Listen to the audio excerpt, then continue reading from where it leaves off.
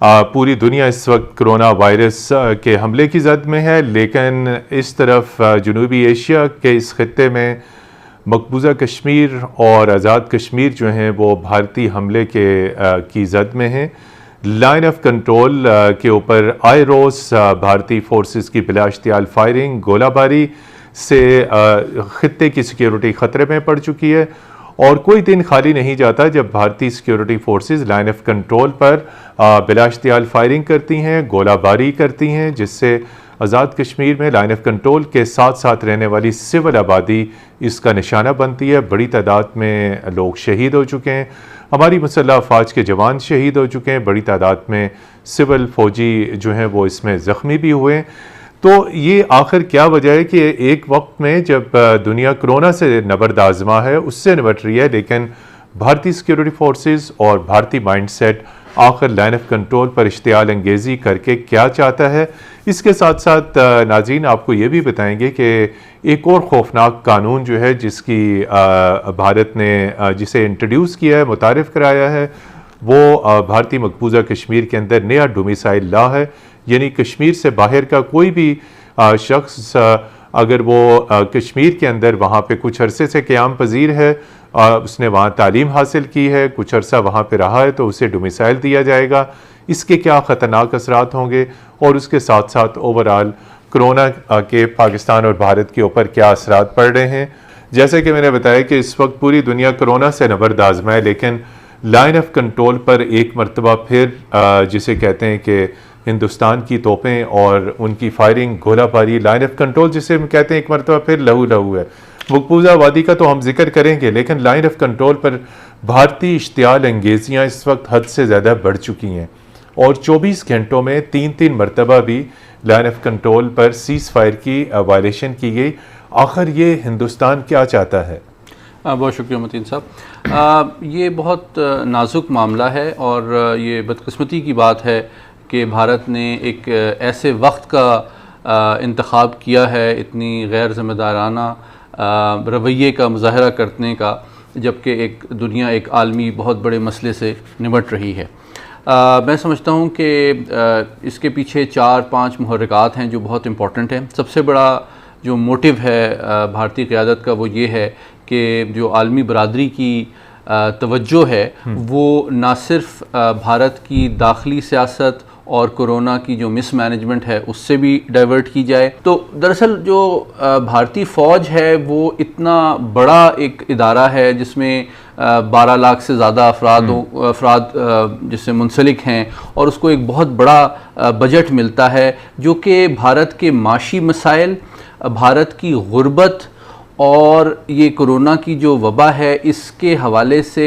एक बहुत बड़ा प्रेशर है उनके बजट पे। आपके मटेरियल रिसोर्सेज, आपकी टेक्नोलॉजी, इसका इस वक्त फोकस इस वबा से निमटना और इंसानियत को इस बहुत बड़े आलमी चैलेंज से बचाना होना चाहिए। एक ऐसी रियासत कर सकती है जो कि आलमी सतह पे एक बड़ी ताकत के तौर पे अपने आप को मनवाना चाहिए। हम देख रहे हैं कि ना सिर्फ जनूबी एशिया के तमाम ममालिक, खुद हिंदुस्तान और दुनिया पूरी जो है इस वक्त वो कोरोना से निपटने में नबर्द आज़मा है, लेकिन भारतीय सिक्योरिटी फोर्सेस हम देख रहे हैं यकीनी तौर पे लाइन ऑफ कंट्रोल पे वो जो कुछ भी कर रही हैं वो अपनी पॉलिटिकल गवर्नमेंट के इशारे के ऊपर ही कर रही हैं। तो आखिर एक तरफ दुनिया एक और बहुत बड़े बहरान का शिकार है, तो लाइन ऑफ कंट्रोल पर इश्तियाल अंगेजी का भारतीय मकसद क्या होता है? पाकिस्तान ने हमेशा कहा है कि जो 2003 का सीज फायर एग्रीमेंट है उसको फॉर्मलाइज कर दिया जाए। ये नवाज शरीफ साहब ने भी और पूरी दुनिया हमेशा पाकिस्तानी पॉलिटिकल लीडरशिप ने इसको कहा है कि अगर आप चाहते हैं कि मामला ठीक हो तो हमारे साथ आप बैठ के लीगल ट्रीटीज कर लें।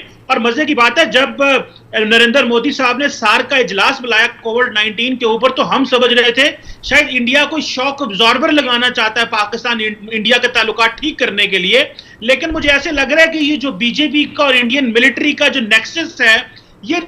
नेक्सस मामलात खराब कर रहा है और ये बीजेपी से भी आगे ऐसे लगता है आरएसएस और इंडियन मिलिट्री का नेक्सस है जो कि मजीद मामलात को खराब कर रहे हैं। सो इसको बिल्कुल गैर रवायती हम तो देख रहे थे, बल्कि देखे ना यमन में जो है वो सऊदी अरब और हौतीस के दरमियान सीज फायर हो गई ये कश्मीरियों पे भी यहाँ कौन सीज सी फायर ऐसी क्यों नहीं हो आपदा पड़ी है सकती? कि आज बिल्कुल, कमर भी चीमा साहब जान छूट रही हमारे है? साथ रहिएगा, हमारे साथ। गुज़िश्ता कई हफ्ते से हमने देखा है कि लाइन ऑफ कंट्रोल पर भारतीय बिला इश्तियाल फायरिंग, गोलाबारी का सिलसिला बढ़ चुका है और भारतीय फोर्सेस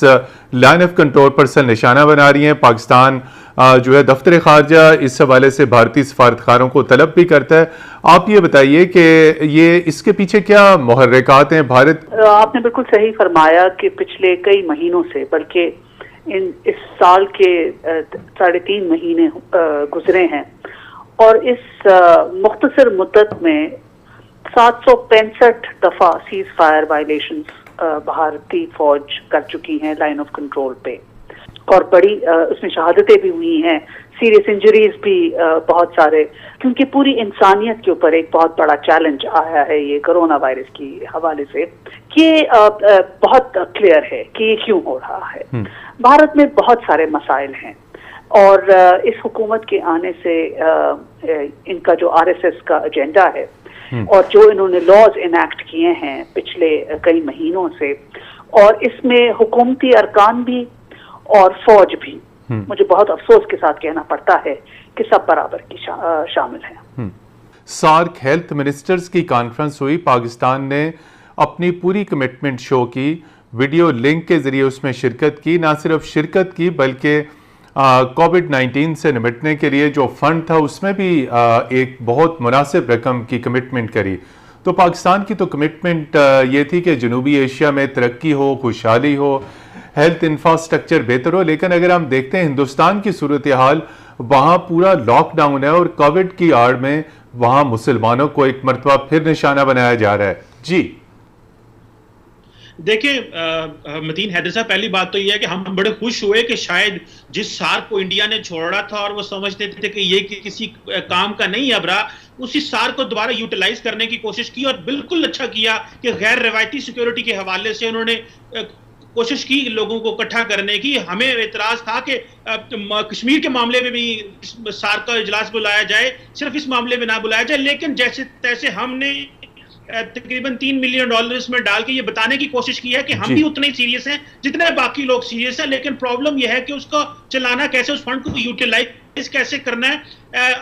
अनफॉर्चुनेटली इंडिया ने सार्क को इतना डिसफंक्शनल कर दिया हुआ है कि वो जो एक ट्रस्ट डेफिसिट है उसको खत्म करने के लिए पहले बहुत सारी एफर्ट्स और मेहनत चाहिए। तो मैं समझता ये हूं कि इंटरनेशनल कम्युनिटी भी बड़ी केयरफुली देख रही थी कि जो सार्क का कैसे इस्तेमाल किया जाता है, बल्कि कुछ डिप्लोमेट्स ने हमसे पूछा भी कि ये जो इंडिया की कोशिश है क्या ये वाकई एक जेन्युइन कोशिश है या कि एक इन्होंने जस्ट लोगों की सिंपैथी लेने के लिए, इंटरनेशनल कम्युनिटी को दिखाने के लिए की है। तो मैंने तो इसको हवाले से ये समझता हूं कि अगर इंडिया वाकई चाहता है कि सार्क को जो है फंक्शनल किया जाए और खित्ते के ममालिक को इकट्ठा किया जाए, तो मेरे ख्याल है उसका सबसे हल यही होता है कि जितने भी लीगल फ्रेमवर्क्स हैं हम उनको स्ट्रेंथन करें, और सार्क भी उन लीगल फ्रेमवर्क्स में आता है। और इसके साथ साथ सिर्फ सार्क का मतीन हैदर साहब नहीं चलेगा, सार्क के साथ साथ हमें एक थर्ड पार्टी इंटरवेंशन चाहिए। तो आखिर ऑफर भी मौजूद है, लेकिन इसको मानेगा कौन?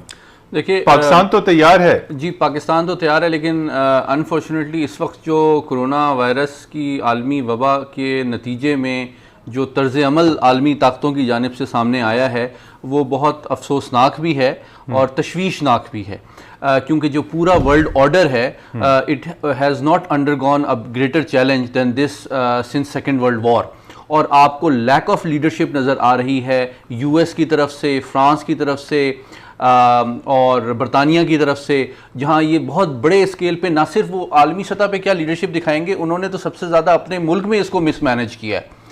उसके मुकाबले में आपको नज़र आता है कि रशिया के बहुत स्ट्रिक्ट मेजर्स लिए गए हैं। मैं एक इवेंट में था, उसमें रशियन सफ़ीर ने बताया